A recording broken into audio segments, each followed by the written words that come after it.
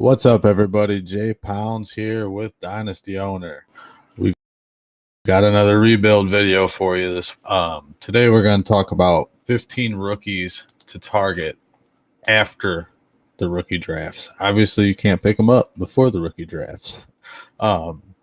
These are just guys that I've found the general view is they will not be drafted in the first 3 rounds. Some of them, if you really feel you need to secure them, or you think one of your league mates are high on them as well, maybe trade in, to the 8th pick in the 3rd round or something like that. It's not going to cost you much. Just things to think about.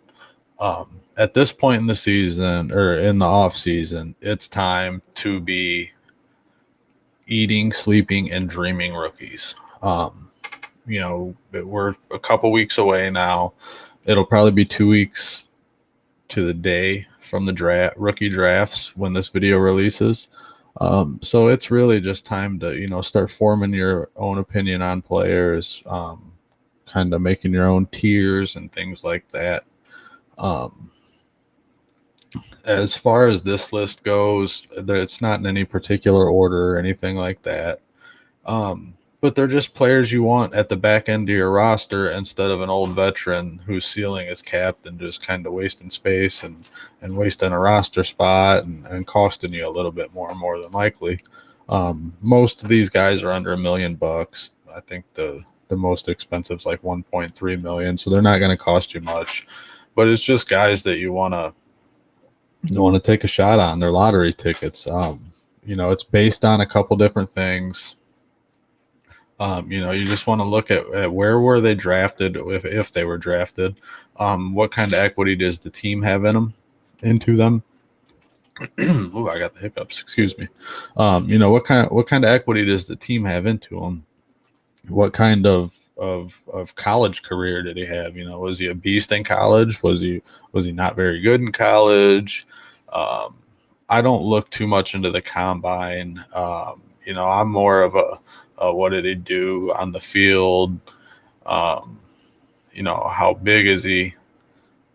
How fast are they? I guess that is important, but I don't think the 40 time is the end all be all. There's a such thing as just being fast on the football field. And, obviously in the NFL, you got to have some top end speed to you. But all of these guys that have been drafted or have been signed are very good athletes, and they can make some noise if given an opportunity and the situation's right. Obviously a lot of these guys are not going to hit. I'm not sitting here saying 14 out of these 15 players are going to be superstars in the NFL. Probably not even one of them will. But every now and again you get a James Robinson, and those are players you want to have on your roster. But that being said, a lot of times when these guys break out, they tend to fade pretty quickly. Not a lot of these late round guys are sustained superstars.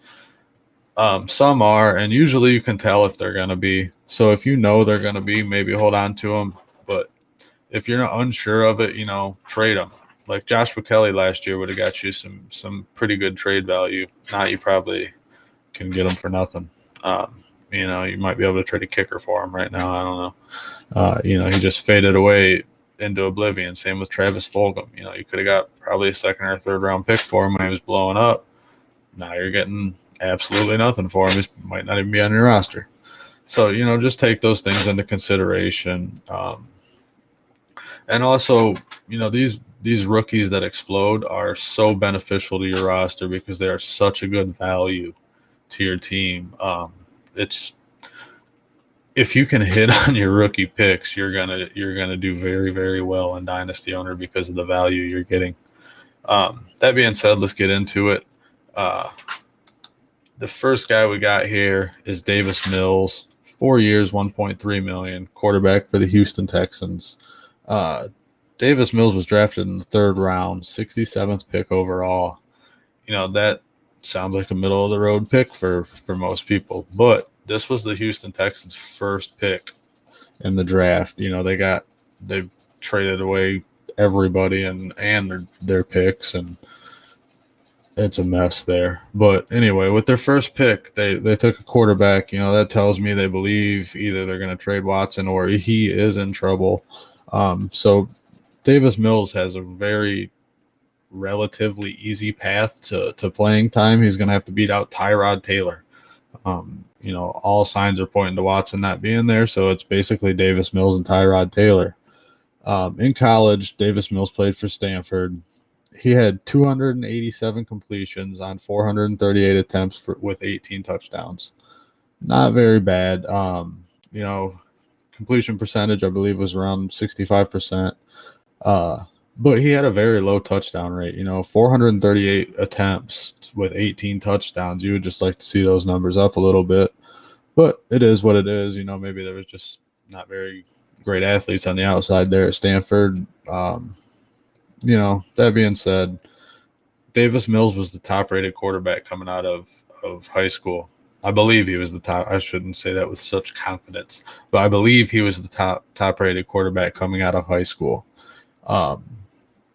So obviously there's some very, very good talent there. He's your prototypical pocket passer. He's not gonna run around like Lamar Jackson or anything like that, but he can sling it all over the field. He's got good arm strength. He can throw it to pretty much all areas of the field, but he has a lack of experience. Only 11 starts. But then again, look at Trey Lance. He doesn't have many more starts. So you never know with these guys. He could end up being the next Kirk Cousins or something like that. Hard telling. But he's worth a lottery ticket in the end, in the back ends of your draft or in the free agent auction after your draft. The next guy we got here is Jamar Jefferson. 4 years, $800,500. Running back for the Lions. He was a 7th round pick, 257th overall.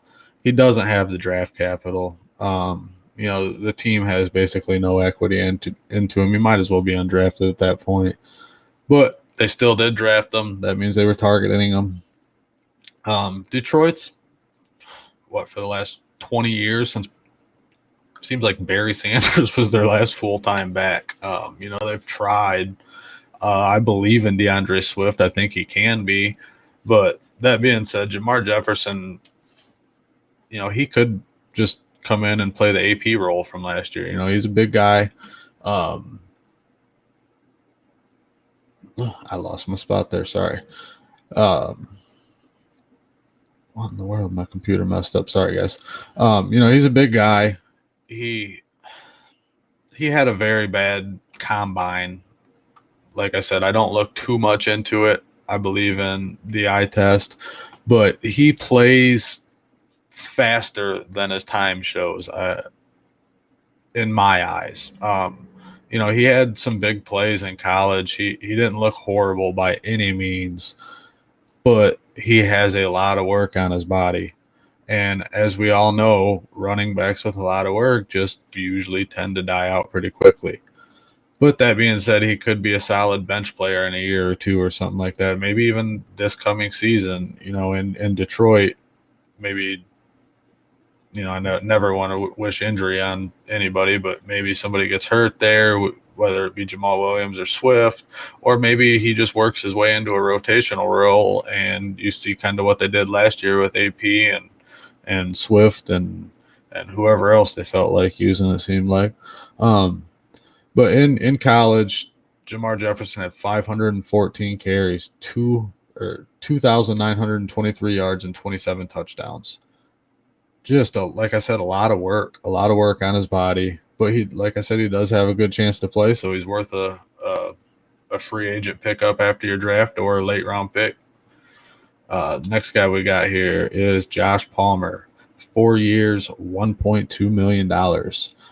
He does have a decent amount of draft capital. The Chargers picked him in the 3rd round with the 77th overall pick. That's pretty solid draft capital for a wide receiver. But the problem is, in college, the kid had 99 catches, 1,514 yards, in 4 years.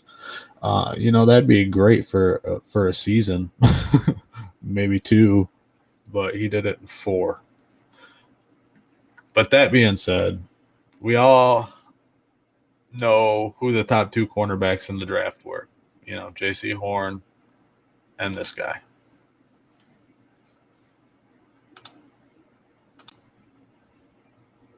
To stop this play. I can't believe they did not stop the play. They're going to come back to Palmer, and that's a touchdown. Somebody give one of those guys a score. Rarely happens, or happened, I should say, last season. If I remember the number right, I think Surtain got beat for 1 touchdown all year, and it happens to be Josh Palmer, who did basically nothing else his entire college career.